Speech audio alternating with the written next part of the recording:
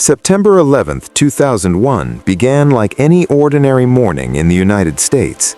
People were heading to work, children were on their way to school, and New York City was moving at its usual relentless pace. Within a few hours, that normalcy was shattered forever. The attacks on the World Trade Center did more than bring down buildings. They shook America's sense of security to its core. Nearly 3,000 lives were lost, and an entire nation was consumed by shock, anger, and grief. On that day, the United States made a decision that would change global history. This would not be a limited response. This would be a war without borders, and the enemy would be hunted wherever they were hiding. Very quickly, responsibility for the attacks was placed on Al-Qaeda and its leader, Osama bin Laden. Intelligence reports indicated that bin Laden was being sheltered in Afghanistan, a country ruled at the time by the Taliban. The U.S. government issued a clear demand to the Taliban leadership: hand over Osama bin Laden and dismantle terrorist training camps. The Taliban refused. For them, compliance meant surrendering authority and ideology. That refusal became the trigger for war. In October 2001, the United States launched its military campaign in Afghanistan. The world watched as the most technologically advanced military in history unleashed its full power. Precision airstrikes, satellite surveillance, special operations forces, and advanced weaponry overwhelmed Taliban defenses. Within weeks, the Taliban government collapsed. Kabul fell. Taliban leaders disappeared into the mountains and remote rural areas. To much of the world, it appeared that the war had been decisively won. America had demonstrated overwhelming strength, and the enemy seemed defeated. But the reality was far more complex. The Taliban had not been destroyed, they had simply adapted. Instead of fighting a conventional war, they faded into the background. Fighters blended into villages, crossed borders, and waited. Afghanistan's rugged terrain, with its mountains, caves, and isolated communities, became the perfect environment for guerrilla warfare. By day, Taliban fighters lived as civilians. By night, they struck.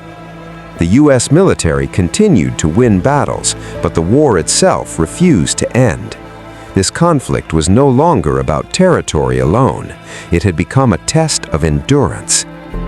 As the years passed, the United States invested enormous resources into rebuilding Afghanistan. A new government was formed, a national army and police force were trained.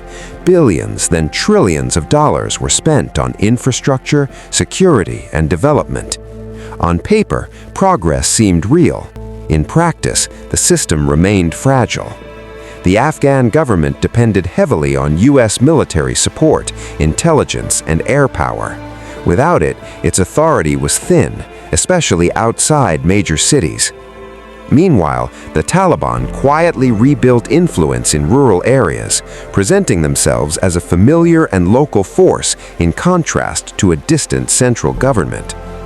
In the 2010s, fatigue began to set in. American soldiers were rotating through multiple deployments. Thousands had been killed or wounded. The financial cost of the war continued to rise, with no clear end in sight. Inside the United States, public opinion began to shift. People started asking difficult questions. Why were American troops still in Afghanistan? What did victory even look like anymore? The original goal of dismantling Al-Qaeda had largely been achieved, yet the war continued. The Taliban, despite years of pressure, still existed. For the Taliban, time was their most powerful weapon. They understood something fundamental about foreign military interventions. Outside forces eventually leave. Their strategy was simple: survive long enough and power would return. While the United States focused on timelines, elections, and measurable outcomes, the Taliban focused on patience. In February 2020, the direction of the war changed dramatically. In Doha, Qatar, the United States and the Taliban signed an agreement, Under this deal, the U.S. committed to withdrawing its troops from Afghanistan. In return, the Taliban promised not to allow terrorist groups to use Afghan soil to threaten the United States or its allies. However, there was a critical flaw in the agreement. The Afghan government was not a central party to the negotiations. This sent a powerful message both to the Taliban and to Afghan forces on the ground about where real leverage lay.